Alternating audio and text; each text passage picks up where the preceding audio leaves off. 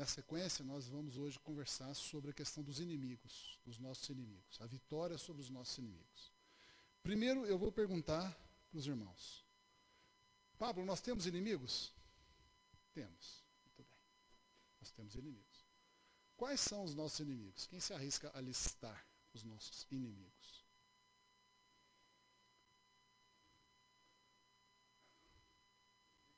Quais? Os espíritos malignos, o diabo, vamos colocar assim, um inimigo. O pecado é um inimigo, sim. O pecado na forma da carne, a carne que nos leva ao pecado. A carne, então, o diabo, a carne. O mundo é nosso inimigo. Então nós temos 3 inimigos. Sim, a carne é a nós mesmos, né? A nossa parte carnal é o nosso inimigo. Então, a carne em nós, nós mesmos em carne, na nossa carne, no sentido não do físico, mas do aspecto inclinado para o pecado nosso. 3 inimigos. E a Bíblia fala de mais um, que é a morte. Não é? A morte é o último inimigo a ser vencido. Então, o que é, então, esses 4 inimigos? Então, o nosso estudo hoje sobre os 4 inimigos que nós temos e como vencê-los, né? Como é a vitória sobre eles. Primeiro, o que é um inimigo, né? Como é que a gente definiria um inimigo, né? Quando é que a gente considera alguém, tem que ser alguém, né? Uma coisa não pode ser nosso inimigo, né? Uma cadeira não pode ser nosso inimigo, né? A minha cadeira é minha inimiga, não tem jeito, né? Então, a inimizade, ela só pode vir de pessoas, né? No sentido de pessoas que pensam, que planejam algo contra nós, que fazem ardis, que planejam, que querem o nosso mal e que fazem coisas para nos fazer mal. Então, qual o propósito do inimigo? O que os nossos inimigos querem contra nós? Por que eles existem, né? Nos destruir. Então, primeiro, o diabo veio para roubar, matar e destruir. Então, o primeiro inimigo nosso, é importante essas 3 funções do diabo, né? Funções, essas 3 ações do diabo contra nós. Roubar. O diabo rouba coisa de nós. Ele é um ladrão. Ele rouba coisas de nós. Isso é importante saber. A figura do ladrão. O diabo é um ladrão. Ele rouba coisas que são nossas por direito ou ainda não estão na nossa mão, mas são nossas por direito, ou já estão na nossa mão. Ele nos tira isso de modo violento, de modo criminoso, de modo maldoso, de modo enganoso. Precisamos saber disso. O diabo quer nos roubar. Segunda coisa que o diabo faz, matar. Ele quer nos matar. Nós precisamos saber disso, né? Que o diabo quer nos matar. Então, podemos entender que o diabo, por exemplo, vai levar pessoas a beber até morrer. Ele quer matar aquela pessoa. O diabo vai levar pessoas a estar em lugares onde ele pode ser morto. Então, o diabo vai levar pessoas, por exemplo, a um lugar onde pode ter um tiroteio e ele ser morto lá. Né? E mais maneiras do diabo nos levar à morte. O diabo quer nos matar. E, por fim, o diabo quer nos destruir. Né? Destruir os nossos projetos de vida, destruir a nossa felicidade. Então, essas 3 ações do diabo descrevem muito bem ele. E mostram para nós como nós temos que odiar o diabo. A palavra ódio, ela é um pouco... incomoda a gente, né? Porque dá a impressão que o cristão não pode odiar, né? Mas a palavra ódio tem um significado muito interessante. A palavra ódio significa rigor, só nojo. Só isso. Então, quando eu odeio algo, eu tenho nojo daquilo. Então, por exemplo, esgoto. Eu odeio esgoto. Porque eu tenho nojo de esgoto. Né? Uma carne, um bicho em putrefação. Eu tenho nojo daquilo, então eu odeio aquilo. Então, a palavra ódio, ela não é exatamente um sentimento ruim necessariamente.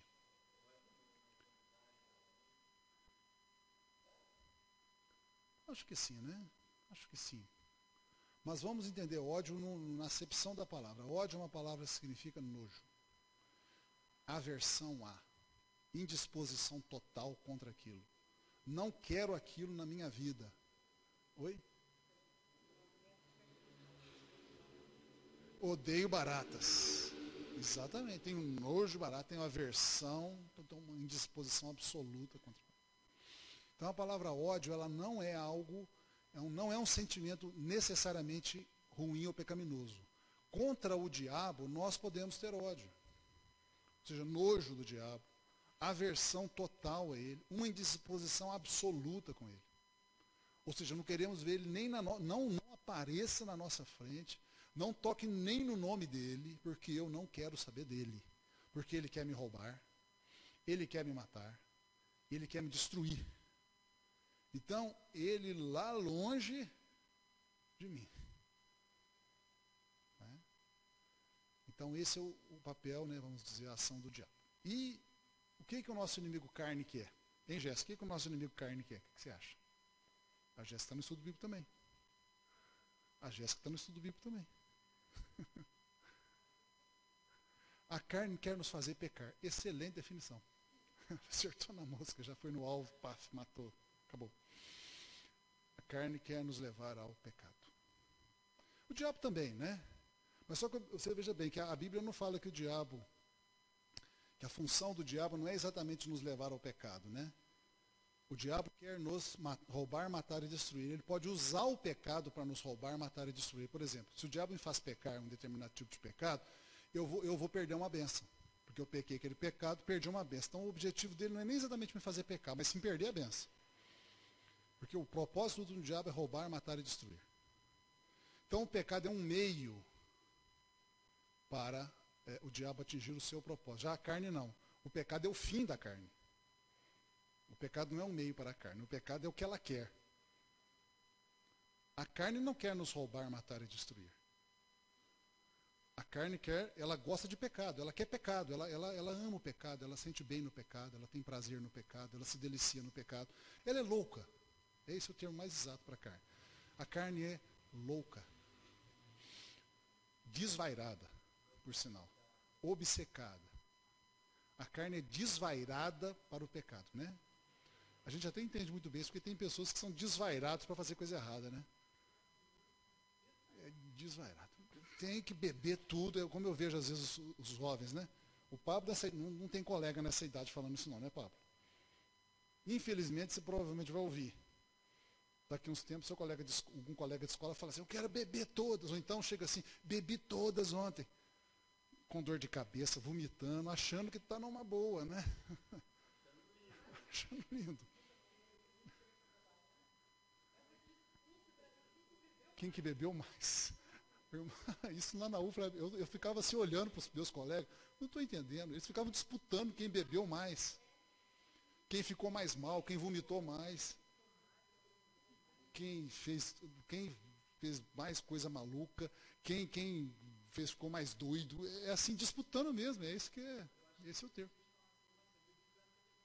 É. Esse é o retrato. Exatamente, não estou aguentando nada. Estou arrebentado. E falando aquilo como se fosse o troféu dele, né? O meu troféu aqui, ó. Exatamente. Esse é o retrato da carne desvairada. Eu nem sei bem o que significa, nunca olhei no dicionário o que significa desvairado, não, mas é esse negócio aí. Essa coisa aí. Desvairado. Deslocado. Exatamente. Então, esse é a carne. Agora vamos pegar o mundo. Qual o propósito do mundo como terceiro inimigo nosso? O propósito do mundo. Aí está mais difícil mesmo. Vamos ver se a gente consegue aqui. Vamos falar, independente de citar um versículo bíblico. O que os irmãos e irmãs acham que é o propósito do mundo? Nos tirar da salvação, quer dizer, o mundo quer tirar a gente da salvação, quer tirar da igreja, quer tirar do evangelho, quer trazer de volta para ele. Desviando da santidade, perdendo a salvação. Não é?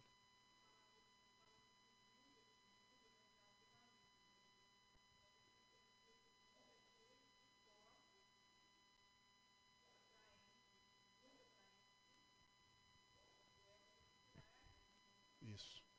Vamos aproveitar, então, eu estou, nem põe os slides não, que eu já, na verdade, já estou entrando no estudo sem os slides. Depois, se for o caso, a gente passa para complementar. Lá em João, apóstolo João na sua carta, 1 João, ele define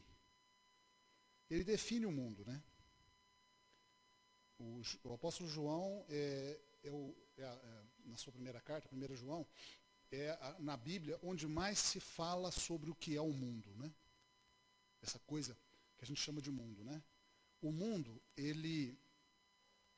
Ô, Jéssica, então põe slide aí, a gente vai lá, depois volta. Pode pôr slide. O mundo, quando fala mundo, tem mais de um significado. Por exemplo, o mundo é redondo. Certo, Pablo? O mundo é redondo. Que mundo que é esse que é redondo? Planeta Terra. O mundo é grande. Planeta Terra. Né? O mundo mudou muito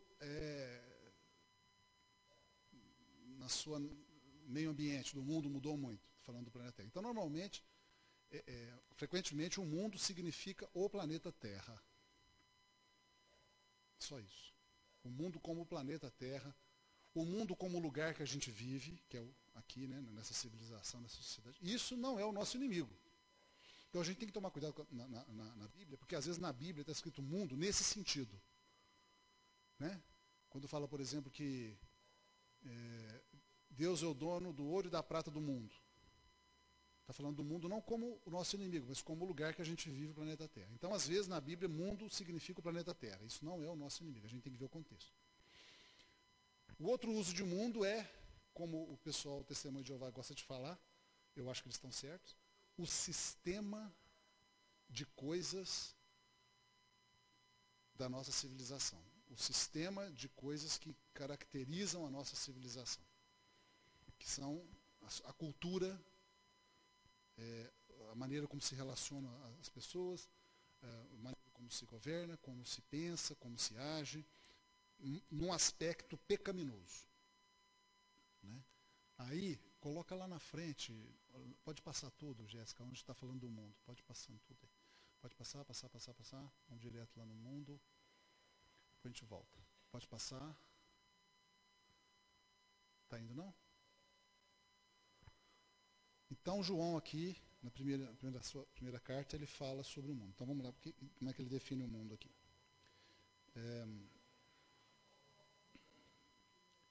1 João, quando ele diz assim, e tudo que há no mundo, a concupiscência da carne, a concupiscência dos olhos, a soberba da vida, não vem de Deus. Onde é que... 2,16? Tá. Então, vamos começar do 15, né? Então, a gente não vai usar a Bíblia da Jéssica ali não, nós vamos usar a nossa Bíblia aqui. Então, vamos ler o 15, 16, 17? Qualquer irmão ou irmã pode ler esses versículos. 15.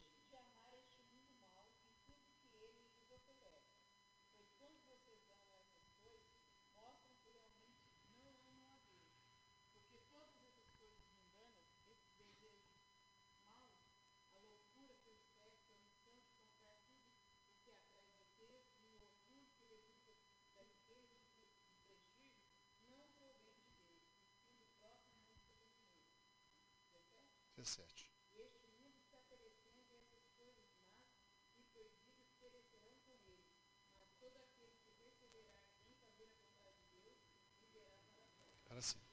A sua Bíblia, na sua tradução na linguagem de hoje? Tradução na linguagem de hoje.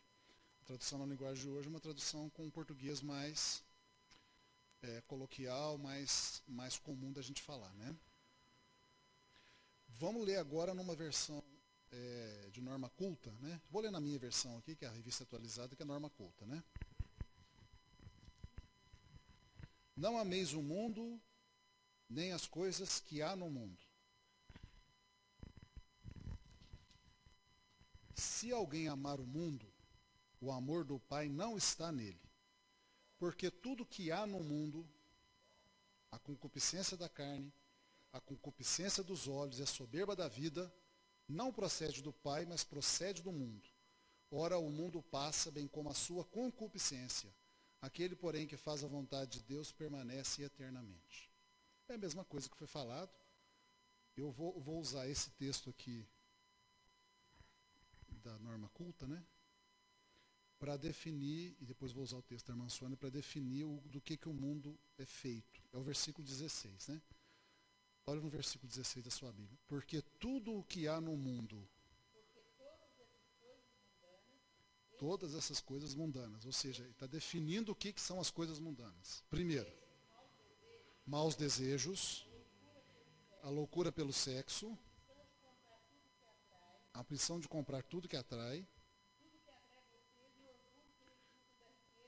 e o orgulho que resulta da riqueza e do prestígio não provém de Deus. Então, o próprio mundo pecaminoso. Então, aí está a definição. O que é um mundo? O mundo é três coisas: concupiscência da carne, concupiscência dos olhos e soberba da vida. Que na tradução aí foi usado outras palavras. A loucura pelo sexo é a concupiscência da carne. A ambição de comprar tudo que atrai vocês é a concupiscência dos olhos. E é o quê? Não, antes disso. O orgulho. O orgulho é a soberba da vida. Então, o mundo é feito de três coisas. Então, quando a gente fala aqui que o mundo não presta, né? Ou que o mundão, né? O mundo, né? Que o crente tem que tomar cuidado com ele, todos nós, né? Que a gente fica sempre preocupado, será que os nossos filhos vão para o mundo? Será que o irmão foi para o mundo? O que é o mundo? O mundo é concupiscência dos olhos, na sequência. Concupiscência da carne, concupiscência dos olhos e soberba da vida. São as três coisas que fazem o mundo. Né? Concupiscência da carne. Concupiscência é uma palavra que significa cobiça. Vontade de ter aquilo, de experimentar aquilo. É cobiça, né? Aquele comichãozinho, eu quero, né? Até nessa situação aí da Lava Jato, né? Um dos criminosos lá, um dos empresários lá criminosos, ele falou o seguinte lá no depoimento dele. Perguntaram para ele, por que vocês, empresários, se meteram nessa corrupção? Ele falou assim, olha, eu vou explicar para vocês o que acontece. Existe a maçã. E a gente fica doido para pegar aquela maçã. E qualquer coisa que for possível para a gente fazer, para pegar aquela maçã, a gente pega. A maçã é a dinheirama da Petrobras. E qualquer coisa para pôr a mão na dinheirama da Petrobras é subornar os políticos para eles deixarem pôr a mão no dinheiro da Petrobras. Então isso é a concupiscência, a cobiça. Quer dizer, ele falou o seguinte, o que importa para a gente é ter aquela maçã, quer dizer, o dinheiro da Petrobras, né? Está lá o dinheirão, bilhões, e eu tenho que pôr a mão naquele dinheirão, porque não tem jeito, eu tenho que pôr a mão naquele dinheirão. É a cobiça, né? É a concupiscência, aquela vontade louca de possuir aquilo, de ter aquilo, de experimentar aquilo. Então, a concupiscência, a cobiça da carne, primeiro, que é traduzido aqui pela versão da irmã Sônia, ligada ao sexo. Né? Na norma culta, a gente teria que dizer que não só necessariamente ao sexo, que a carne, ela não deseja só sexo. A carne, ela deseja outras coisas também, por exemplo, droga, álcool, roubar comida demais, vaidade. Então, na verdade, a cobiça da carne, a gente teria que ir lá para Gálatas e ver o que a carne gosta, né? São as obras da carne. Então lá, a cobiça da carne aí está no mundo. Então o que a gente vai ver no mundo? Que está em Gálatas, né? Gálatas 5, né? Então vamos ver aqui as coisas que a carne quer, quer dizer, a carne cobiça. Então a carne cobiça o quê? Lá em Gálatas 5. Então, as obras da carne significa aquilo que a carne se envolve, né? Prostituição, impureza, lascívia, Gálatas 5, 19. Ora, as obras da carne são, ou seja, as coisas que a carne se envolve são prostituição, impureza, lascívia. Esses três são sexuais. Prostituição, sexual, impureza, que é uma atitude sexual interna ruim, né? Por exemplo, a pessoa é maliciosa, qualquer coisa ela leva aquilo para o lado da malícia, ela pensa coisas maliciosas, então está ligado a sexo. Lascívia também está ligado a sexo. Lascívia o que é lascívia? Desejos sexuais impróprios, né? Lascívia é a sensualidade corrompida, né? É a sensualidade corrompida. A sensualidade, ela não é pecaminosa. Não é pecaminosa. Por exemplo, a sensualidade significa apenas uma pessoa, um momento ou o fato da pessoa estar vivendo naquele momento os seus sensos, né? Normalmente ligado a sexo, mas não somente, mas normalmente ligado. Então ela está vivendo naquele momento os seus sensos. Se for ligado a sexo, a sensualidade significa estar vivendo naquele momento o senso sexual. Se for no casamento, é perfeitamente legítimo. Tem que acontecer, inclusive. Então, a sensualidade não é necessariamente pecado. Só que a sensualidade pecaminosa, né, quando esse senso sexual é vivido fora do casamento, ele vira lascívia. Né? Ele vira lascívia. Todo pecado é uma virtude corrompida. Isso é uma coisa muito interessante. Todo pecado, todos os pecados, sem exceção, é uma virtude corrompida. Todos, sem exceção nenhuma. Todos os pecados são uma virtude corrompida. Ou seja, nenhum pecado ele está desligado de uma virtude. Todo pecado você pode ligar numa virtude. Uma coisa boa. Você pega um pecado que é uma coisa ruim, você sempre pode pegar ele ligado numa coisa boa. Só que aquela coisa boa corrompida. Corrompida. Então, lascívia. Vamos continuar aqui. Idolatria não é sexual, mas é obra da carne. Então, no mundo você vai ver idolatria. É cobiça da carne. Então, a hora que a gente vê lá a pessoa pondo a mão na estátua, passando a mão, beijando e tal, vibrando, chorando na hora que vê a estátua entrar, aquilo é mundano, aquilo é cobiça da carne. A carne gosta daquilo. A carne tem prazer naquilo. E outros tipos de idolatria, não só de imagens. Pessoas, né? Dinheiro, objetos, e aí vai. O que mais? Ciúmes é uma cobiça da carne. A carne gosta de ter ciúme, que é uma forma de egoísmo, né? Iras, não toda ira, nem todo ciúme é carnal, a gente precisa saber disso. O Espírito Santo tem ciúme por nós, então tem ciúme santo. Iras, nem toda ira é pecaminosa, porque Deus se ira, então se ira fosse sempre pecado, Deus pecaria de vez em quando. Não pequeis. Então aqui é a ira que leva ao pecado. Um exemplo de que a gente ira e peca, por exemplo. Irar é ficar nervoso, né, Pablo? Ficar bravo, nervoso. Eu estou bravo com isso. Isso não é pecado, não. Mas a hora que vira pecado, o que é? Eu estou nervoso, estou chateado e tal, não gostei. Não pequei, não. Que horas que eu peco? Se eu fizer o que depois disso? Falar um palavrão, né? Aí eu pequei. Ou então ofender a pessoa de um modo, né? Como Jesus falou, né? Seu raca, né? Raca significa babaca, mais ou menos isso. Né? Era a maneira como eles chamavam babaca na época, era o raca, né? Que Jesus falou, está errado, não faz isso não. Você pode até falar, ficar nervoso. Como é que você fez isso comigo? Não pecou, não. Mas se eu falar, seu babaca, eu pequei, entendeu? Eu irei e pequei. O que mais? Discórdias. A carne ama uma discórdia. Disenções, que são discórdias que levam à separação. Disenção é o seguinte, ó, você é para lá e eu para cá, não quero te ver. Desavenças. Facções. Atlético e Cruzeiro. Facção. A carne ama isso. Facção criminosa. Facção é você formar um partido para você contrário à pessoa. Você falar assim, você é meu inimigo por ser cruzeirense. Não gosto de cruzeirense, né? Como alguns atleticanos falaram, ou vice-versa, né? A gente pensa que isso é brincadeira. Em Belo Horizonte, isso é um negócio doido. Eles matam.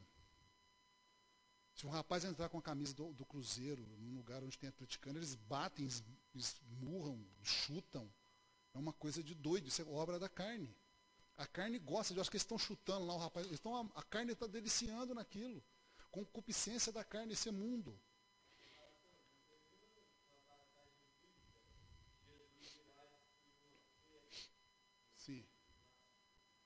Ele se irou. Ele estava profundamente irado. Fazendo da casa de meu pai covil de ladrões. Ele se irou profundamente. E ele não pecou.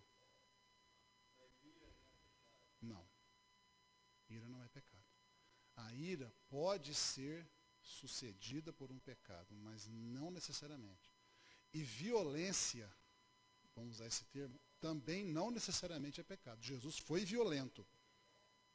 Né? Jesus não chegou na mesa do cara, com licença, eu vou virar a sua mesa. Não foi assim. Ele chegou, provavelmente deu um chute mesmo, pôs a mão. A Bíblia fala que ele tinha um chicote na mão. Ele não ficou dando chicotada para cima, né? Ele deu chicotada na perna das pessoas, onde pegasse, né? Sai daqui, o que é isso que você está fazendo na casa do meu pai? Só que virou agora ladroagem e tal. Ele foi expulsando as pessoas. Violento, ele foi violento. Não pecou. É.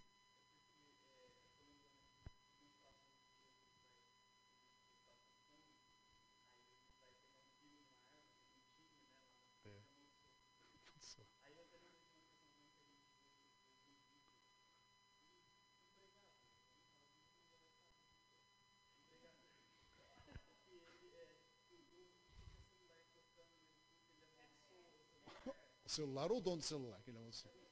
Ah, o celular. Você entende?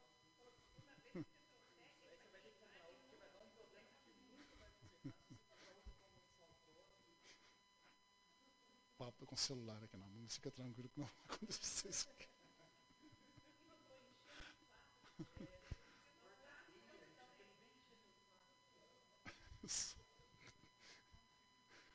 O caso da figueira é interessante porque dá a impressão que foi assim, gratuito, né? Que Jesus, assim, do nada, coitadinha da figueira, que nem era a época de figo, inclusive fala a Bíblia. Como é que ele vai procurar figo numa figueira que não é época de figo e põe a culpa na figueira e amaldiçoa a figueira, ela seca até a raiz? A Bíblia fala que não era, né? Não era. Mas ali, na verdade, Jesus usou aquilo ali. Eu estou em dúvida agora, irmã. Eu agora fiquei em dúvida se fala assim, eu acho que não era, não. Uhum.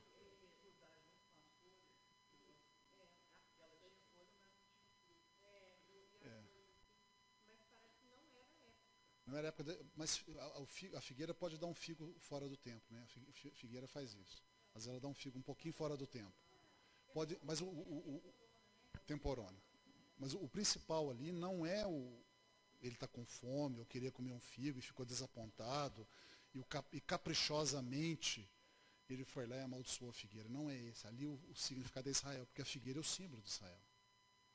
A figueira é o símbolo de Israel. Um dos símbolos da nação de Israel é a figueira. O que ele estava falando ali? Que Israel tinha que ter dado frutos. E não deu. Por isso Israel seria amaldiçoado, porque não deu frutos. O fruto era a aceitação dele como Messias. E ele foi rejeitado por Israel. Então Israel não deu o fruto esperado.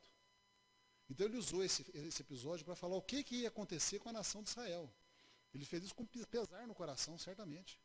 Eu vou demonstrar para vocês aqui o que vai acontecer, mas estou fazendo isso com pesar, porque ele chorou quando viu Jerusalém, né? Ele estava chegando em Jerusalém, um pouco antes de ser crucificado. Ele olhou para Jerusalém, chorou. Só 2 momentos na Bíblia que fala que Jesus chorou, né? Esse é um deles. Ele chorou, e eles dizem que na estrada que vem de cidade de Marta, Maria e Lázaro, esqueci o nome da cidade, Betânia, de Betânia, que é pertinho de Jerusalém, como se fosse Jaci e Lavras, a estrada, tem um momento que da estrada você vê Jerusalém inteirinha, assim, ó. Sabe quando você vai lá em cima de Lavras, lá na Coab, tem um ponto lá que você olha, você vê Lavras inteirinha, assim, né? Mais ou menos aquilo. Tem um ponto da estrada que você está andando, voltando para Jerusalém, você vê Jerusalém inteirinha. Então foi nesse momento que ele olhou para Jerusalém e chorou. Ele viu Jerusalém, a cidade do grande rei, a cidade que deveria ser a cidade que o receberia como Messias, e o rejeitou, né? Ele chorou e disse, Jerusalém, Jerusalém, que matas os profetas e apedrejas os que são enviados. Ah, se vocês soubessem a glória que viria, não são exatamente essas palavras, mas mais ou menos isso, a glória que viria sobre ti se vocês recebessem o Messias. Ou seja, ele chorou de tristeza de ver o povo dele rejeitando ele. Então, quando ele fez esse amaldiçoamento da figueira, certamente ele não estava satisfeito. Ele fez isso como testemunho, como um sinal profético. Jesus fazia muito isso. Ele fazia certas coisas que aparentemente não tinham significado, mas ele fazia aquilo porque ele, como Messias, tinha que fazer aquilo.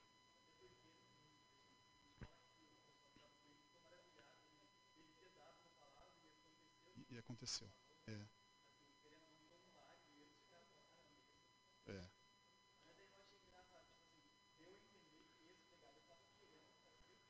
Fiz isso. É. Parece uma imaturidade do pregador, né? Parece um pouquinho de vaidade também, né? Eu posso, né? Ou então é uma mera ira, né? Que raiva desse celular e tal. É, ou talvez uma prepotência. Mas voltando aqui, né? A gente está falando das obras da carne, senão a gente vai perder um pouco o fio da meada. Invejas, bebedices, glutonarias e coisas semelhantes a estas. Então, a concupiscência da carne são várias coisas. São as coisas que a carne gosta. Concupiscência dos olhos, aí é traduzido na versão da irmã Sônia, como o desejo de possuir coisas, de adquirir coisas, né, de comprar coisas. E tem muito a ver com os olhos mesmo, porque a gente vê, né? Oi.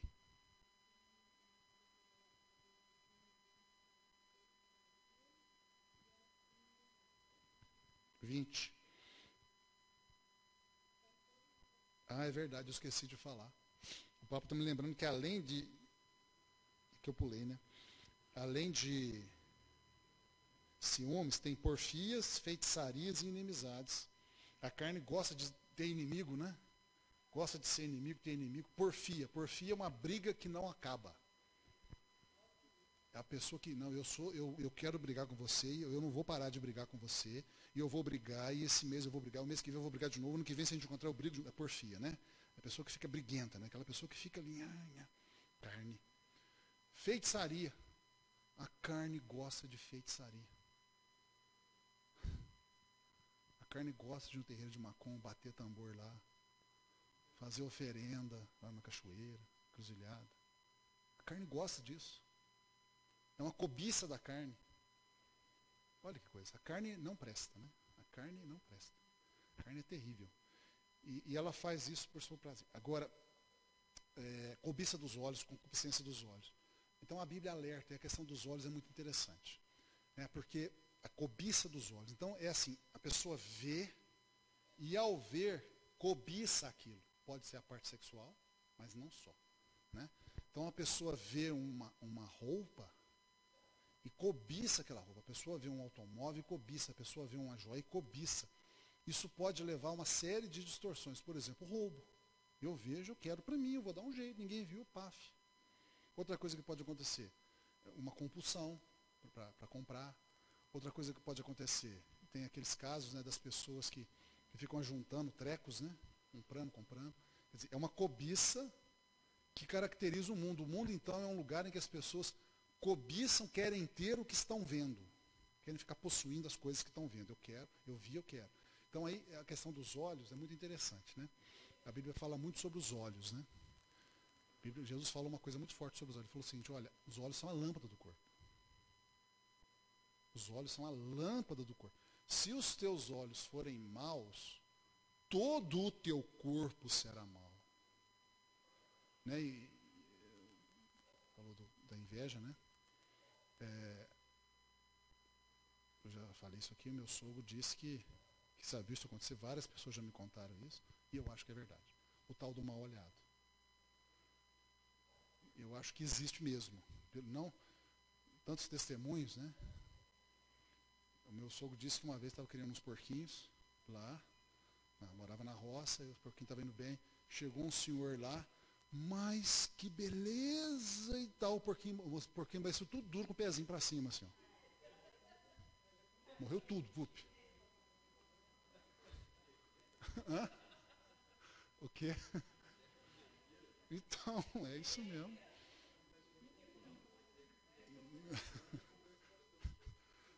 Planta, né? Que vai na sua casa, que orquídea bonita. Quando vê, ela parece murcho no outro dia, né?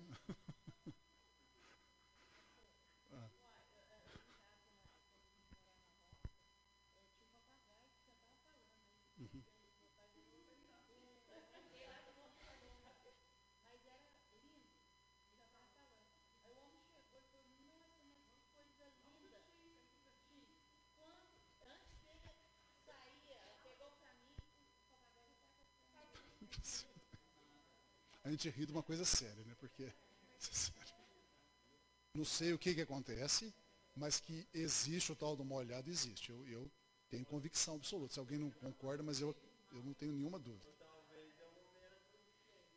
Não acho que seja. Eram vários. Quantos porquinhos eram, mesmo? 3 ou 4, né? 3 ou 4 morrer tudo ao mesmo tempo. Como?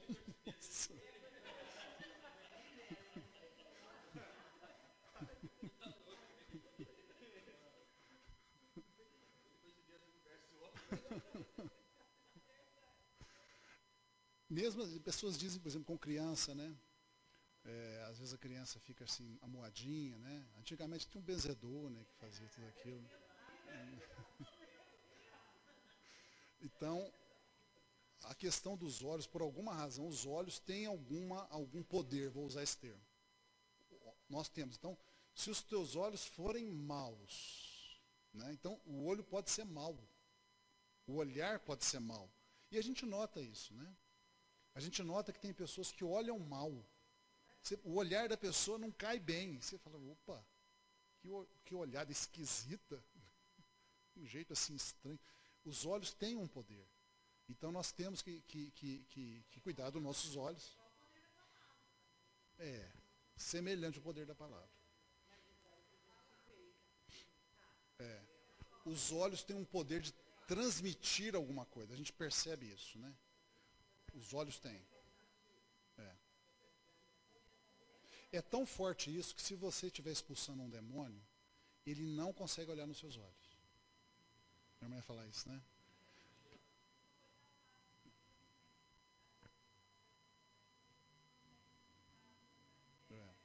Exatamente. O olhar que transmite paz. O olhar passa verdade ou não, né? Inclusive, uma das técnicas de detecção de mentira é isso, né? Como é que o pessoal fala, se olhar para a esquerda está mentindo, né? Eu estou falando sério. O pessoal de polícia, eles têm uma técnica. Eles falam assim, se você estiver conversando com uma pessoa, e ela está te falando, como é que aconteceu? Ela começa a contar para você, eu não sei se é para a esquerda ou para a direita, um dos dois. Eu acho que é para a esquerda. Se ela começar a falar, se ela ficar olhando para a esquerda, é mentira que ela está falando. Isso não é piada, não. Isso é uma técnica que o pessoal usa para saber se a pessoa está mentindo ou não. Neurolinguística, né? Especializadas. De análise.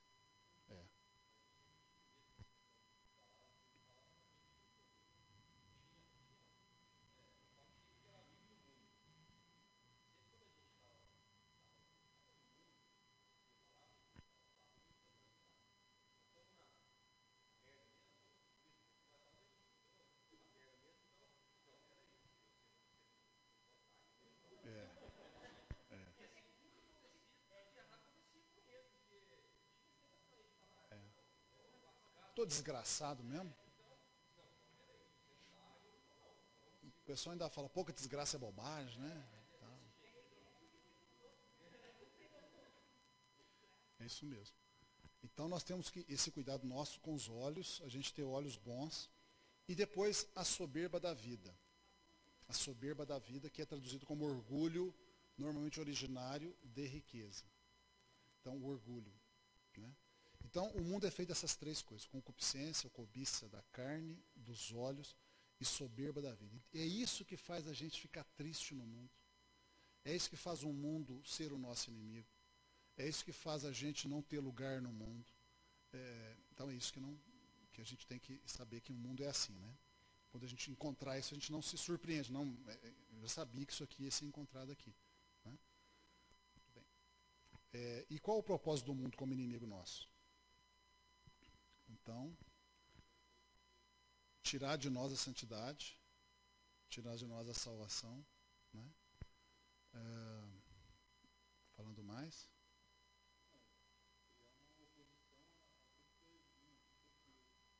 Isso. E como é que o mundo faria? Né? Como é que o mundo operaria sobre nós para tirar de nós a santidade, de nós a nossa salvação, se opondo às coisas de Deus? Nos propondo, num processo de sedução,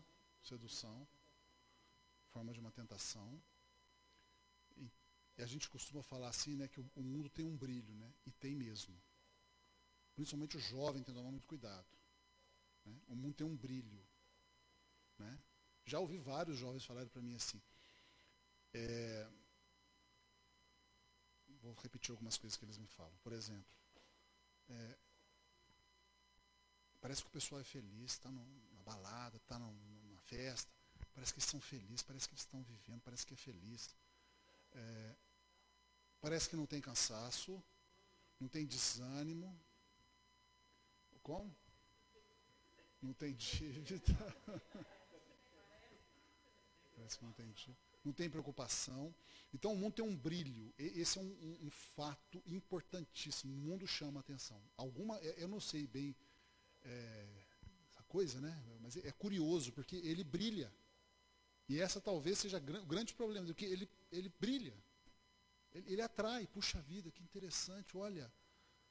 Bacana, eu acho que eu vou nessa aí. Ele oferece tudo que a carne quer, de um jeito que parece que não vai ter problema nenhum. Há uma conversa da carne como... Esse ponto que a irmã Rita falou, que é muito interessante, o mundo, já me falaram isso também, já me falaram assim, Marcelo, se qualquer pessoa quiser maconha, cocaína aqui lá, é só chegar que você tem na hora. Sim, é na hora. Eu não tenho dinheiro para uma cocaína. Quanto você quer? Pode escolher aqui na hora. É uma coisa assim maluca, né? A facilidade. Aquilo que a gente falou, que o mundo oferece para a carne, a possibilidade dela satisfazer seus desejos, com a impressão que não vai ter nenhuma consequência ruim. Vai dar tudo bem.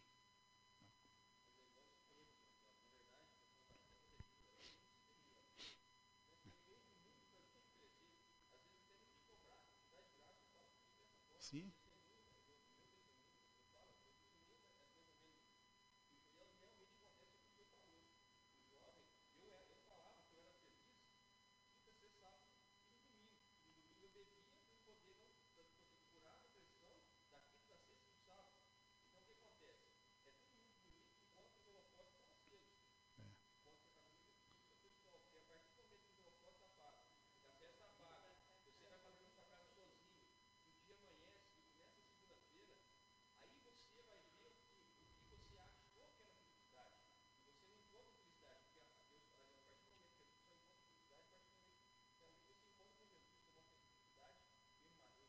Isso.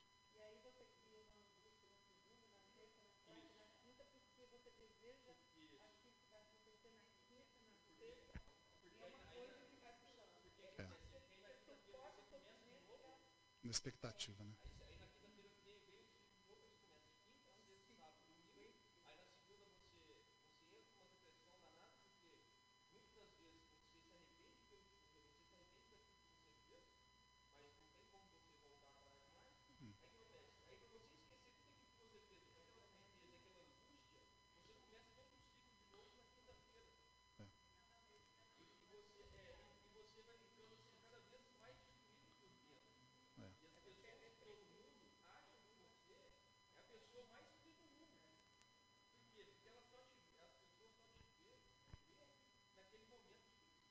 É.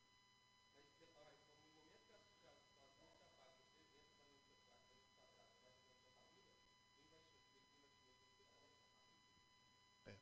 Existe na fala de Jesus sobre a obra do Espírito Santo uma afirmação sobre o mundo. Ele diz assim, o Espírito Santo, quando vier, convencerá o homem do pecado, da justiça e do juízo. Então ele está dizendo, Jesus está dizendo que a obra do Espírito Santo, ela é um convencimento triplo. Ela tem que convencer a gente, o Espírito Santo tem que convencer a gente de três coisas. Do pecado, e ele explica o que é convencer do pecado, porque não crê em mim. Então a primeira obra do Espírito Santo é fazer a gente estar convencido que se a gente não crer em Jesus, nós vamos para o inferno. Que é o convencimento que nos faz converter. Porque se nós não formos convencidos desse primeiro convencimento, nós não nos convertemos nunca. O Espírito Santo tem que falar assim, olha, se você não crê em Jesus, você vai para o inferno. E todos nós estamos aqui porque nós passamos por esse primeiro convencimento. Esse é o primeiro convencimento, ele é relativamente tranquilo, vamos dizer assim, para nós crentes, né? Tem muita gente no mundo aí que esse primeiro convencimento não aconteceu. Mas para nós aconteceu. O segundo convencimento, convencer da justiça. E qual é o convencimento da justiça? Porque vou para o Pai. O que significa ele ir para o Pai? O que aconteceu quando Jesus foi para o Pai, assunto aos céus, ressuscitado? Ele foi entronizado, está acima de todo nome, tem todo o poder no céu e na terra, toda a autoridade no céu e na terra. Então, o Espírito Santo tem que nos convencer que Jesus, ele pode produzir milagres, curas, transformação de vida, prosperidade, bênçãos. Ele tem que nos convencer que Jesus é poderoso, tem autoridade para fazer acontecer a bênção na terra. Para a gente buscar Deus, para a gente fazer campanha, para a gente ficar firme na fé, para a gente ter esperança. Acho que todos nós estamos razoavelmente convencidos disso. E o terceiro aspecto, convencer o homem do juízo. E qual é o juízo? Porque o príncipe deste mundo já está julgado. E esse eu acho o mais difícil dos convencimentos que eu vejo. Porque convencer a cada pessoa que o príncipe do mundo já está julgado é convencer que o mundo não presta. Que não há nada no mundo para nós. E aí é o famoso crente Raimundo, né, um pé na igreja, um pé no mundo, né? Que muitos cristãos, aqui na nossa igreja inclusive, ainda acham que o mundo tem alguma coisa para eles. Então eles não abandonam o mundo totalmente. Ainda ficam lá, dá aquelas escapadinhas, dá uma visitadinha no mundo, envolve um pouquinho, porque no fundo, ele não está convencido que o mundo não tem nada para ele. Ele ainda acha, ou ela ainda acha, que o mundo tem alguma coisa. Não, ser crente é bom demais, minha salvação, crer em Jesus e tal, mas o mundo tem algumas coisinhas para mim lá, entendeu? Tem algumas vantagenzinhas que eu vou lá buscar. Ele não aprendeu, não foi convencido pelo Espírito de Deus que o mundo não tem nada para ele. E aquelas coisas que ele acha que o mundo tem, na verdade vão lhe custar caro. Ele vai ser decepcionado ou decepcionado, ele vai perder, vai dar problema. Quer dizer, quem tem filho sabe o que eu estou falando, né? Os jovens têm uma tendência, não todos, mas por isso que eu falo que o mundo tem um brilho. E às vezes parece, alguém já comentou isso que não foi segunda passada, que os filhos de crentes são criados na igreja, né? Aí, Pablo está ouvindo isso, hein? Aí quando cresce, deixa eu dar uma espiadinha no mundo, acho que tem alguma coisa bacana lá para mim. Às vezes dá uma espiadinha, já vê que não presta, volta logo, né? Mas às vezes fica lá um tempinho, né? Dando umas beliscadinhas, né? No mundo assim, porque aí a gente tem que orar, Senhor, Espírito, convence meu filho, minha irmã, meu irmão, do juízo. Só o Espírito Santo. Que tem que convencer que não está julgado. Porque se você julga o príncipe do mundo, você julgou o mundo também. Se você julgou a cabeça, você julgou tudo. Se o príncipe do mundo está julgado e condenado, o mundo, consequentemente, também já está julgado e condenado. Então tem que ser convencido disso. Olha, não tem nada ali, não presta, é ilusão. Vou deixar mais depois.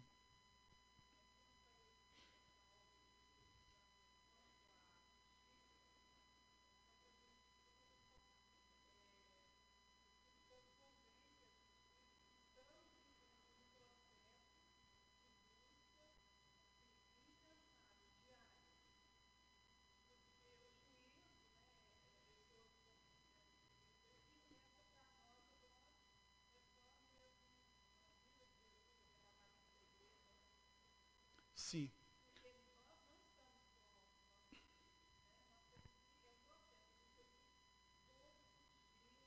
Isso.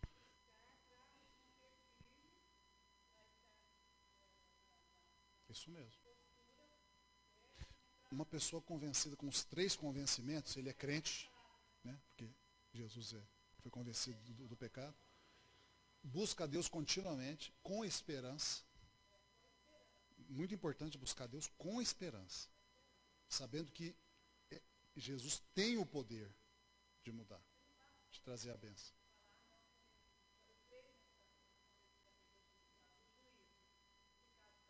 Não. Tem que.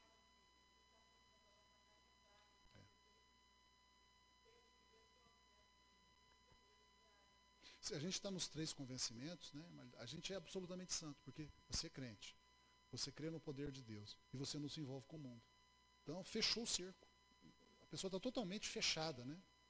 Fechada na santidade absoluta, que é o padrão normal. A vida cristã normal é esse, os três convencimentos. Eu sou crente, Jesus tem todo o poder, e eu não me envolvo com o mundo, porque o mundo não tem nada para mim. Então eu vou viver a vida cristã na maior plenitude possível. É a vida cristã normal. É isso que Deus quer para nós. Agora, por que o Espírito Santo não convence algumas pessoas? Será que é a falha do Espírito Santo? Certamente não. É porque tem algumas pessoas teimosas, né? E como o Espírito Santo não violenta ninguém, ele espera o tempo das pessoas, né? O Espírito Santo é muito gentil, muito educado, muito assim, nobre, né? Ele chega e conversa, olha, está errado isso aí. Ah, não sei o que, então não tem nada a ver. Então tá. Então tá. Não tem nada a ver.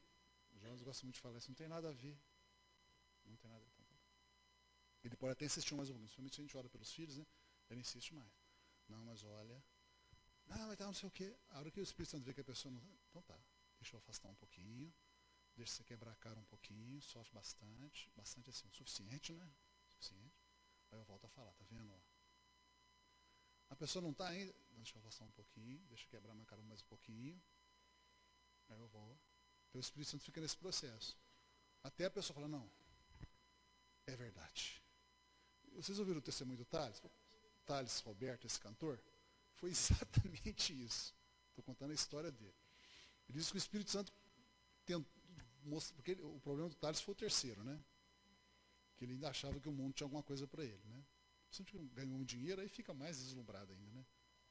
Ele falou, quando eu estava lá no, como é que chama aquele conjunto que ele estava lá, do J Quest, eu ganhava tanto dinheiro, eu consegui comprar uma casa com uma piscina, eu nunca tive uma piscina na minha vida.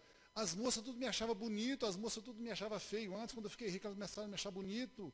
Eu falei com Deus, eu não quero largar essa vida, não. Ele falou, se o Espírito Santo falava comigo, está errado. Ele falou, mas Espírito Santo, eu não quero largar essa vida, está boa demais. E ele fala exatamente que o Espírito afastava dele. Aí ele quebrava a cara, porque o pai dele estava orando por ele. Por isso que o Espírito Santo não abandonou ele. Como é importante a gente interceder, né? Ele falou que o pai dele orando por ele, orando. E o Espírito, a batalha de convencimento, o testemunho do Thales, para mim, é o melhor exemplo desse terceiro trabalho do Espírito Santo aí. Convencê-lo. Um dia vocês vão só para vocês verem. Foi o Espírito Santo, ele. Meu Deus do céu. Que paciência. É impressionante o jeito que ele falava com Deus, né? Ele conta, né? Eu acho que uma das coisas que ajudou ele é que ele era muito sincero, né? Deus está bom demais. Como é que eu vou largar? Essa vida é bom demais. Quando eu era crente, eu era pobre e tal, não tinha essas coisas que eu tenho aqui e tal. Foi sincero, né? Acho que isso ajudou, né? Eu não lembro dos detalhes, mas alguma coisa, acho que ele viu a morte perto, né? Parece que ele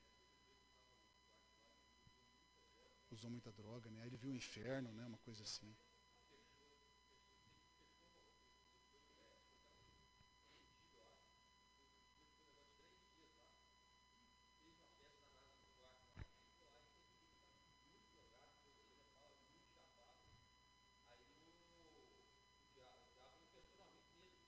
Foi isso mesmo. Ele viu o inferno de perto, né? Ele falou, aí. E o Espírito Santo falou duro com ele, né? Gentil, mas foi firme, né? Ele falou, foi mais ou menos assim, ó, é o seu destino, é o seu futuro aí. Ó. Você quer isso para você? Acho que foi essa palavra. Você quer isso para você? Acho que o negócio.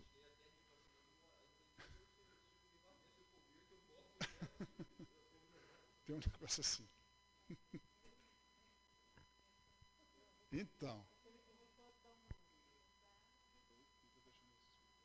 Não precisa não. Pode falar. Mas o Thales pisou na bola? É. O Thales tem uma coisinha meio esquisitinha nele, né? Assim. É. É. Que ele é o melhor e mais rico cantor gospel. Nossa. O Thales, eu já percebi que o Thales subiu, né?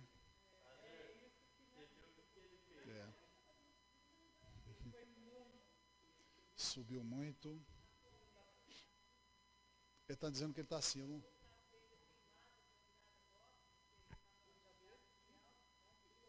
Sei, lembro. 100 mil. E ele veio aqui na quarta igreja de graça uma vez. Podia convidar.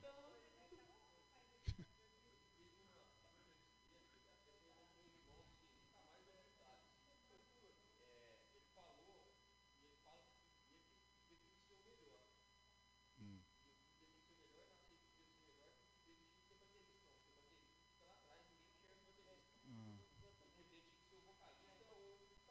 Ah, tá mal, hein? Nossa. Absurdo. Rafael.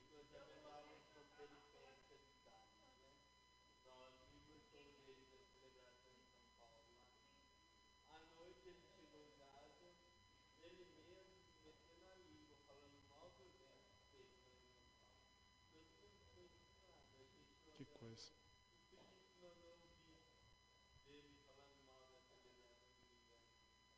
O Thales é muito talentoso, né? Assim, não há dúvida. Eu já tive problema com as músicas do Thales. Tem uma música dele uma das primeiras depois que ele se converteu de novo, né? E voltou e tal, uma música meio esquisita. Tinha uma música lá meio esquisita assim, então já fiquei meio preocupado. Mas o Thales é muito talentoso, não há dúvida. Assim, musicalmente ele é muito talentoso. É assim, muito bom, não há nenhuma dúvida. E toda pessoa que é muito competente, se ela não for humilde, ela está lascada. Porque Paulo falou, né? Não, Deus me deu espinho na carne para mim não ensoberbecer por causa da grandeza das revelações. E Paulo, por causa das revelações, ficou muito competente. Né? Que apóstolo era igual a Paulo, né? Ninguém podia competir, nem Pedro aguentava Paulo, né?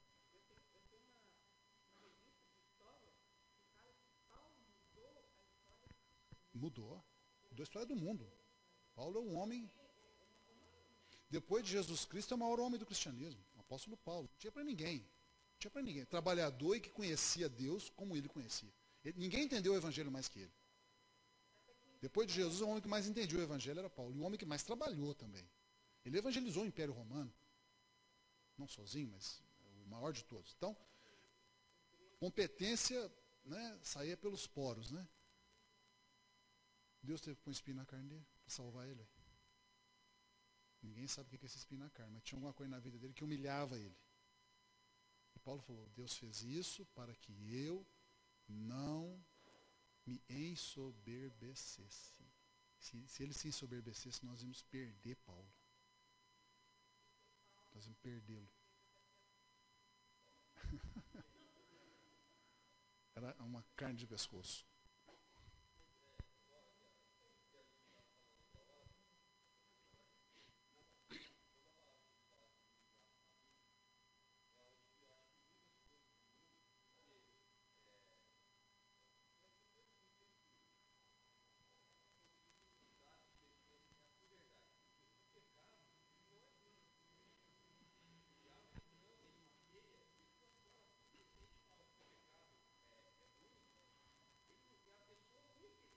É,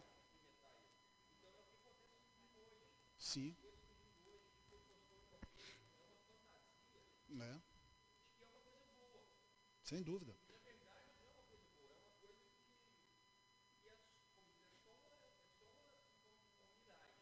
É.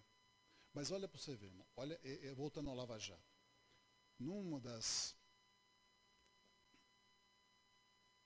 dos depoentes lá, que eu me esqueci, um dos empresários lá corruptos lá, ele foi pego, né, uma mensagem, um e-mail que ele mandou para um outro empresário corrupto, dizendo o seguinte, olha, dizem que o dinheiro não compra a felicidade. Mas é muito melhor chorar numa Mercedes-Benz do que no Fusquinha. É exatamente o que o irmão falou. Exatamente o que o irmão falou. Quer dizer, o cara estava roubando, um ladrão, um canalha, roubando o brasileiro, destruindo o Brasil, junto com essa cambada de canalhas. Satisfeitíssimo da vida. Entendeu? Né? Nenhum problema de consciência, porque é muito gostoso ser dono de 6 bilhões de reais. Porque, entendeu? Dorme, infeliz... Bom, quer dizer, entre aspas, né? Não sei, né? Não, ele falou que é melhor chorar numa Mercedes-Benz do que no Fusquinha. Então, acabou. Então ele deve estar mal, mas está mal lá na mordomia total, né? Tá chorando a mordomia total, tá com dor de consciência numa cama que deve ter 10 metros por 10 metros, roda e tal, tem luz brilhando em volta, quer dizer, entendeu? Faz massagem, vai, pena de ganso, tá chorando nesse travesseiro aí, então, vai por aí fora, quer dizer, a gente, é o que o irmão falou, o pecado ele tem esse brilho, né? O que finalmente remete a uma coisa só, muito interessante, né? Que é o seguinte, qual que é o critério, né, final? É o que está dentro de nós. Quer dizer, a santidade ou a afinidade com Deus, ela é algo que está dentro do ser humano, né? Ou seja, então, é uma coisa assim que ou você tem ou você não tem. É aquilo que eu já falei que o ditado dos rabinos, né? Tudo está nas mãos de Deus, menos o temor a Deus. Quer dizer, decidir amar a Deus e temer a Deus e se adequar a Deus é uma decisão absolutamente isolada de cada pessoa. Essa pessoa que eu me referi aqui, essa pessoa que gosta do pecado, na verdade ele decidiu não amar nem temer a Deus. E o pecado fica muito interessante nesse caso. Muito interessante.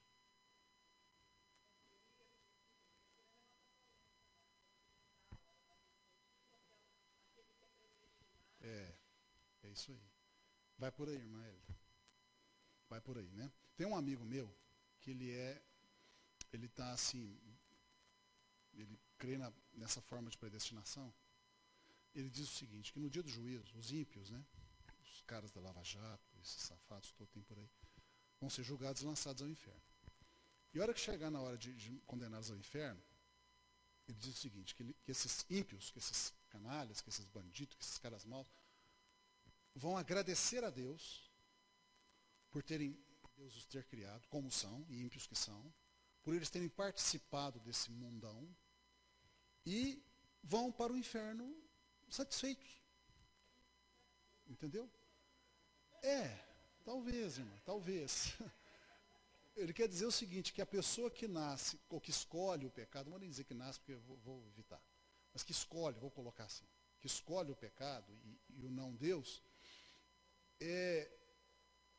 essa escolha faz com que até a desgraça absoluta, que é o inferno, seja interessante para ele. É como uma pessoa que vive no pecado, porque se você pensar bem, o pecado pode ser interessante, mas depois ele tem as suas consequências. Ninguém, né? Então, é impressionante que as pessoas gostem do pecado e das consequências do pecado e continuem pecando com aquelas consequências, e pecam mais e continuam pecando e querem pecar mais e pensam nele mais ainda. Quer dizer, a gente fica pensando, mas como é que pode uma pessoa gostar disto?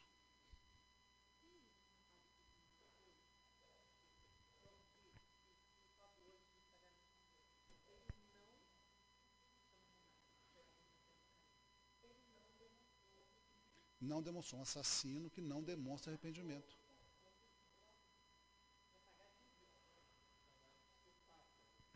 Sim. E essa psicopatia, né? Quer dizer, o que é impressionante é que a pessoa ela gosta daquilo. É uma opção que ela fez, mas você fala, como é que ele pode gostar de uma desgraça dessa? Mas gosta. Sim, exatamente. Então, é essa questão que a gente está meio que descrevendo a fisiologia, a anatomia do inferno, né? Mas é para a gente ver o quanto a gente nasceu vocacionado para o céu, como a gente odeia essas coisas. E não nascemos para isso. Nós nascemos para a santidade. Né? Acho que a gente está... Vamos voltar lá no comecinho, Jéssica.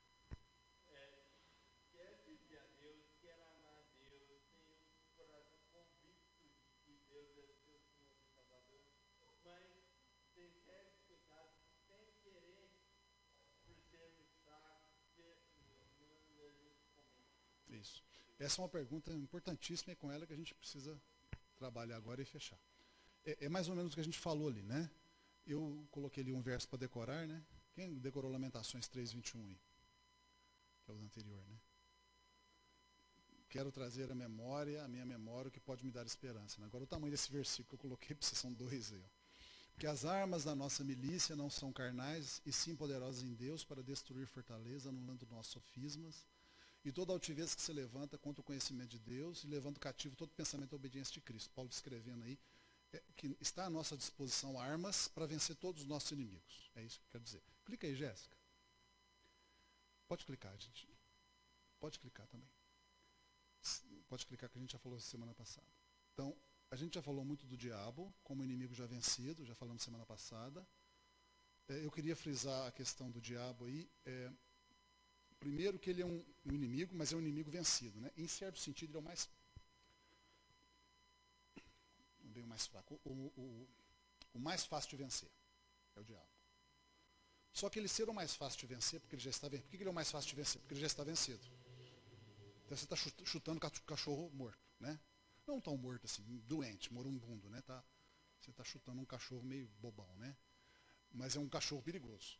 Mesmo meio moribundo, ele é perigoso. Então eu queria chamar a atenção, por isso que eu coloquei lá, não coloquei não, mas eu vou falar de Judas lá, da carta de Judas, para a gente não ficar chamando o diabo para briga. Vem cá, vamos ver quem é mais forte. Não. Ele é um inimigo vencido, fácil de derrotar, mas a gente não deve ficar caindo nessa estultícia de chamar o diabo para briga. Se ele aparecer na sua frente, você tritura ele, mas você não chama ele para brigar. Né? Eu também queria frisar o problema das ciladas e dardos. Quer dizer, ele é um inimigo vencido, mas ele tem dois aspectos perigosos. O diabo ele é vencido, mas ele tem cilada. O que é uma cilada? É uma armadilha despistada. Então, tomar cuidado com o diabo. O diabo coloca armadilhas despistadas. Isso é uma cilada. Cilada é isso, é uma armadilha despistada. Você não vê que é uma armadilha. Né? Está tampado com folha, né? Você acha que está tudo bem, né? Você mete o pé lá, é um treco que agarra na sua perna e te vai dar um grangueno e te jogar num buraco e tal. Então, cilada. Né? E dardos. O dardo não é despistado. O dardo é a seta com fogo, né? Para arrebentar com a gente. Então o diabo age de duas formas. Uma explícita, que são as setas, e a cilada. Nós temos que tomar cuidado com ele. São as duas maneiras dele atuar. Até estava conversando com o irmão esses dias atrás, que ele estava falando que o diabo muitas vezes vem com um sapatinho de algodão, né? Que é cilada, né? É o sapatinho de algodão. Ele chega manso, sim, você não vê que é o diabo, né? Mas a gente vê. Nós somos espertos, amém? Nós somos espertos. Conosco ele não pega, não. E a hora que vier a seta inflamada, é o escudo da fé, né? Pode passar, Jéssica. O escudo da fé está lá, ó. Está vendo os dardos inflamados lá? E o escudo da fé? Alguém chega para você, não vai adiantar nada, não adianta estar orando, indo na igreja, não vai resolver nada. Isso é uma seta. Vai sim. Meu Deus vai me fazer a obra. Sim. É o escudo da fé. Você barra a seta. Pode ir para frente, Jéssica. Mais um. O mundo a gente já falou. A vitória sobre o mundo. Como é que a gente vence o mundo? Que é esse inimigo que tenta nos levar para o pecado, tirar a nossa santidade. Fé, né? A Bíblia fala lá em João, né? E essa é a vitória que vence o mundo, a nossa fé. Né? Então a gente tem que manter a fé diante do mundo, né? O mundo vai tentar ridicularizar a nossa fé, vai tentar nos levar para o pecado, tirar a santidade. Nós temos que manter firme a nossa fé. Para a fé existir. Exatamente. É interessante que a mesma arma que vence o diabo está usando para vencer o mundo, né? A fé, né? A mesma arma que vence os dardos inflamados do diabo. Ou seja, isso aí tem uma implicação. Que o diabo vai usar o mundo para enviar setas inflamadas contra nós. Ou seja, o diabo frequentemente vai usar pessoas para julgar seta inflamada contra você. Ele diretamente vai ser poucas vezes. A maioria das vezes a seta inflamada do diabo vem por meio do mundo. Porque é a fé que vence o mundo, a fé que barra os dardos inflamados. Então, vai haver comentários contra nós, palavras dadas contra nós de pessoas do mundo, que são dardos inflamados. Pode clicar, Jéssica.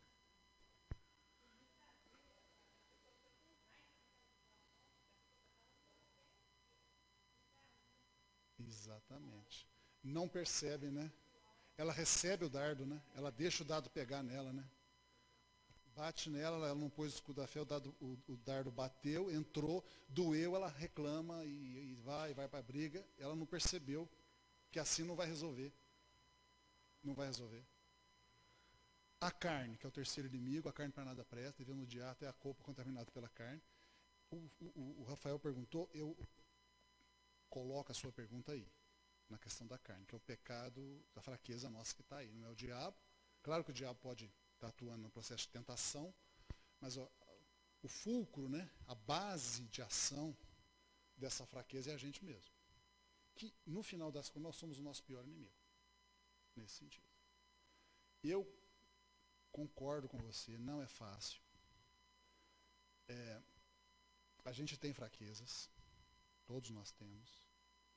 Só que a gente, primeira coisa que eu vou falar, vocês me ajudem, não pode desistir. Vou contar a minha experiência. Eu já tive alguns pecados desse tipo aí que a gente não larga, né? Quer dizer, não consegue vencer, né? O que eu faço? Eu não desisto. Eu continuo firme na igreja. Eu continuo orando. Peço perdão a Deus. Reconheço o meu pecado. Continuo estudando a Bíblia. Mesmo com um mal-estar por dentro.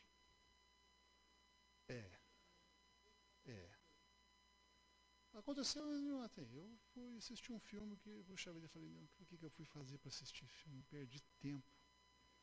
Um filme bobo. Nossa, me deu um mal-estar depois. Eu falei, nossa,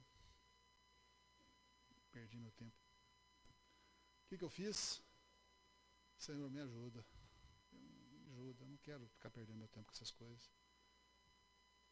Estou aqui na igreja, continuo firme na fé, não paro. E pedir ajuda a Deus. E a questão também, né, não está aí falando, mas a gente fugir das situações que aquilo nos proporciona o pecado. Por exemplo, televisão, no meu caso aí, né? Dá um jeito nela, entendeu? Minha esposa sabe que eu estou com esse problema aí. Né? Chega de noite, me dá uma vontade de assistir uns filmes, meu Deus, Facebook. Então, sei lá, manter o computador tem, né? Tal. Por exemplo, eu não consigo assistir televisão durante o dia, não consigo, essa tentação não me pega. Mas chegou 9 horas da noite, 10 horas, me dá uma vontade de ligar para ver se está passando um filme. Não estou dizendo que todo filme é pecado, não. Alguns são até bacaninhos e tal, mas outros não prestam. Perda de tempo. Nem tem porque é pornografia, não é por causa de pornografia, não. Esse filme nem tinha pornografia. É porque é uma história boba que um cara lá perseguindo um bandido, que tal, que o prefeito era corrupto, que ele estava enganado. Eu falei, nossa, esse filme foi feito só para vender, para faturar, e eu estou aqui bobão assistindo esse filme aqui, meu Deus do céu. Perdendo meu tempo. Entendeu? O que a gente tem que fazer? Sei lá, desliga, leva um livro para a cabeceira, põe aqui, pede à esposa, você me vê assistindo televisão, pega o controle, desliga aí para mim, faça favor, me ajuda. Né? Estou dando aqui uns exemplos meio bobos, mas assim, nós temos que nos ajudar, entendeu? Não é pecado. Eu podia falar de outras coisas, eu podia falar que, por exemplo, comigo, né? Às vezes eu sou assim, às vezes eu falo coisas que eu não devo, de uma situação. Lá na UFLA eu tenho tentação, para não dizer todo dia, toda semana. Puxa vida, também a reitoria, por que vai fazer um negócio desse aqui? Quer dizer, meio maledicência, meio murmuração. Eu tenho que me proteger, eu estou me protegendo. A hora que eu vejo uma coisa que eu não concordo, eu já tiro a cabeça daquilo. Quer dizer, a gente tem que se ajudar. Então, o que causa aquela fraqueza, né? Por exemplo, pessoal que já bebeu. Tem igreja que usa vinho mesmo na ceia. É um perigo para quem já bebeu. Quem foi alcoólatra. Ele deixou. A hora que ele toma aquele cálicezinho de vinho, acende. Vários irmãos já falaram isso. Que um cálicezinho de vinho acende a vontade de beber de novo. Então, esse irmão tem que chegar no pastor, eu não posso, por favor, troca tudo por suco de uva, ou então, põe aí uma bandeja só com suco de uva, que eu vou nela, para não ficar sem assim. Quer dizer, a gente tem que se ajudar. Então, pessoa que tem problema de masturbação, vamos colocar, rapaz, né? Tem mulher também, moça que masturba, fiquei sabendo, né? Já sabia, mas agora estou sabendo que isso é comum. Então, que antes eu não... Mas não tem, então tá. Então, não vai ficar assistindo filme pornográfico, né? O cara que tem a tendência para masturbação fica lá assistindo filme pornográfico. Pô, tá comprando revista Playboy, né? Entrando naqueles sites da internet que existe lá, né? Põe no Google lá, sei lá, mulher pelada no Google. Não vai fazer isso, né? Não é possível, né? Essa pessoa está querendo... Uai, o que é isso aí? Não é possível. Uhum.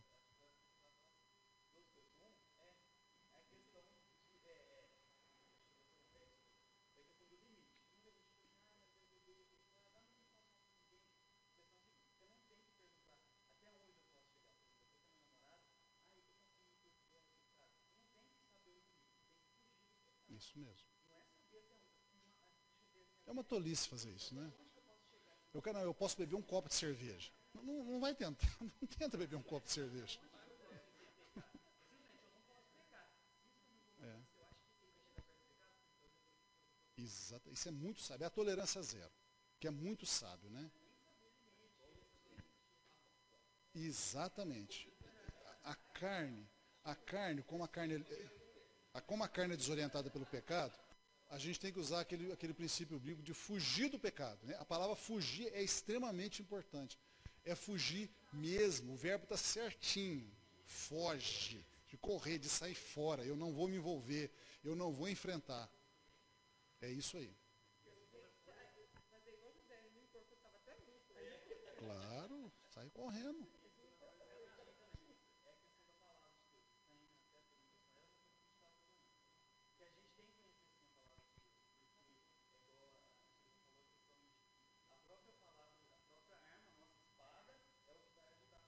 É verdade.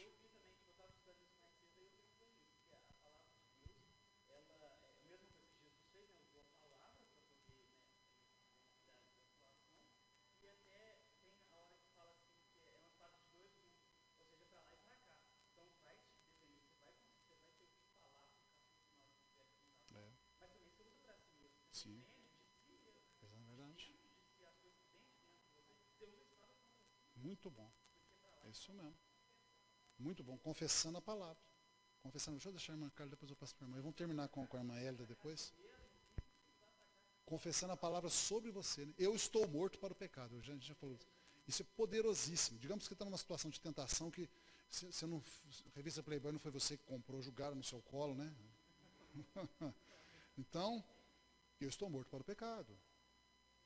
Fecha a revista e põe de lado. Eu estou morto para o pecado. Quer dizer, quando você fala, verbaliza a palavra de Deus, aquilo opera em você.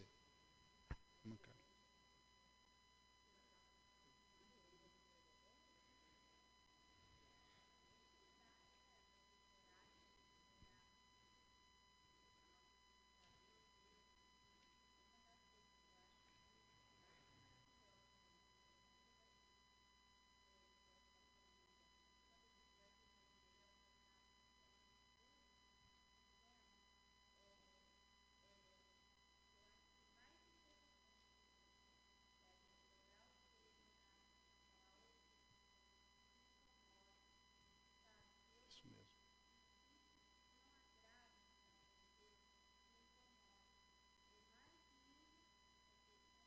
É verdade.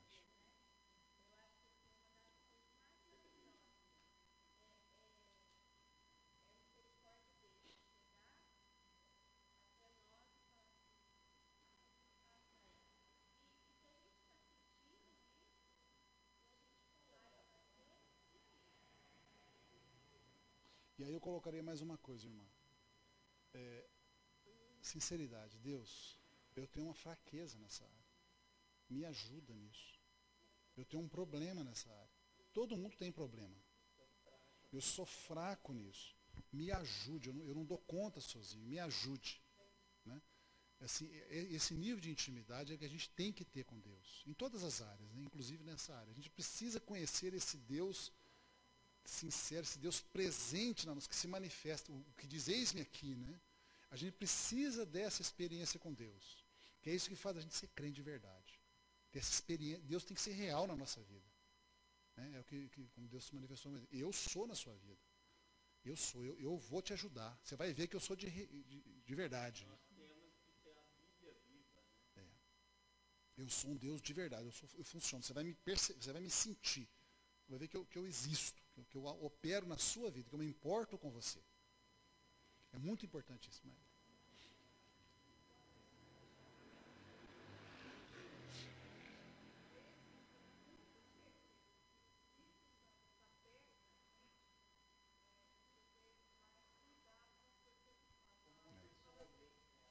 pessoa real. É, muito bom.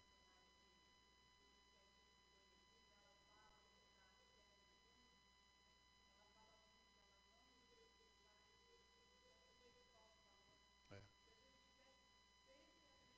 O Espírito Santo está aqui do meu lado, né?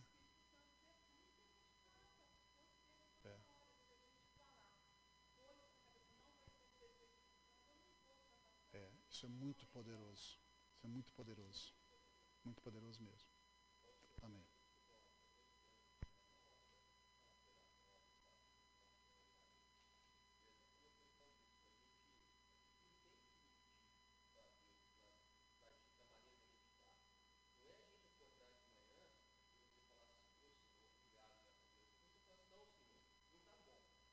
É, é, é.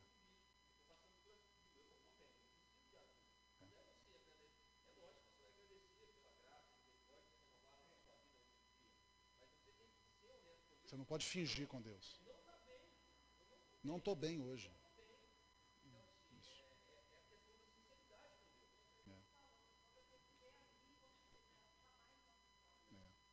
É, muito bom.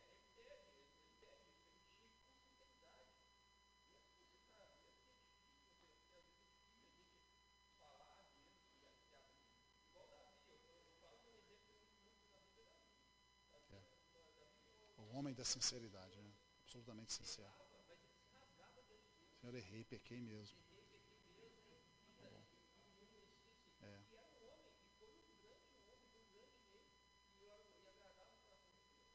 é. Até uma das coisas é ler os Salmos de Davi. Aprender a sinceridade com ele.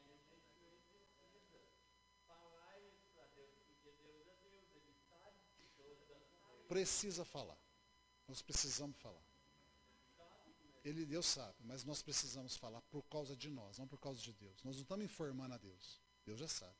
Mas nós precisamos falar por causa de nós. Porque a hora que você verbaliza, você confessa a sua fraqueza, você muda a sua disposição para com Deus.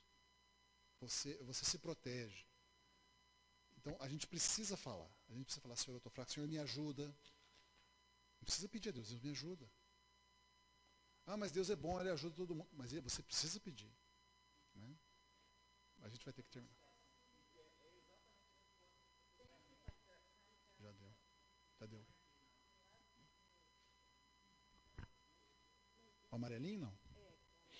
Ah, Deus nosso, porventura não os julgarás, porque em nós não há força perante esta grande multidão que vem contra nós, e não sabemos nós o que faremos. Porém, os nossos olhos estão postos em ti. Eu faço de lá.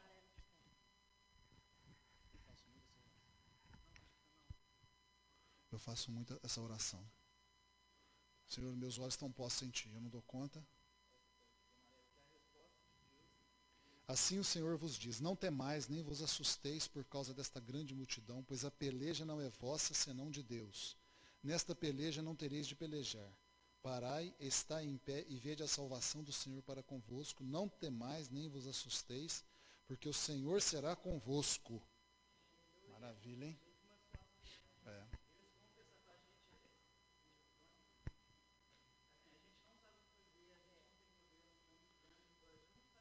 É.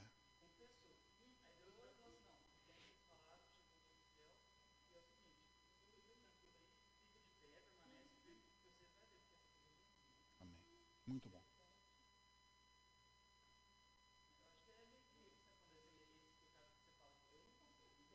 É. Amém. Vamos terminar então. Vamos orar? Vamos fechar os olhos então. Pai nosso que está nos céus, é isto, Senhor. Nós colocamos as nossas vidas diante do Senhor mais uma vez e pedimos que o Senhor nos ajude a vencer os nossos pecados. O Senhor nos dá vitória sobre os nossos inimigos, nos dá dessa para a batalha. Nos ensina a vencer cada um deles, em especial a nossa própria carne, a nossa própria fraqueza. Nos dá a estratégia, nos ensina, Senhor, porque nós queremos viver uma vida de vitória, vida plena. Nós oramos agradecidos em nome de Jesus. Amém.